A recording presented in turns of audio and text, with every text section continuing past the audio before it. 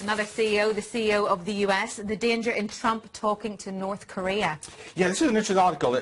Trump has said, look, this North Korean leader's a petulant boy, and you might argue Trump would know, and I don't want to talk to him.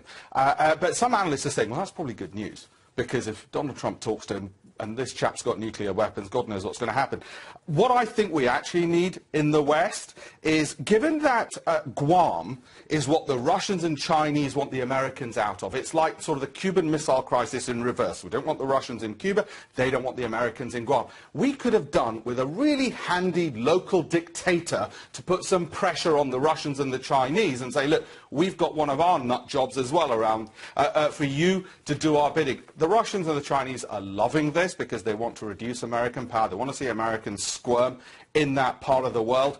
Sadly, we got rid of all the dictators around the world. We haven't got anybody to rely on at the moment. Believe it or not, dictators do serve a useful purpose. We used to have them in the 60s and the 70s. I'm not longing for the good old days of dictatorships. Would have been really handy right now when the Russians have got their little dictator and the Chinese have got their little dictator on a puppet string.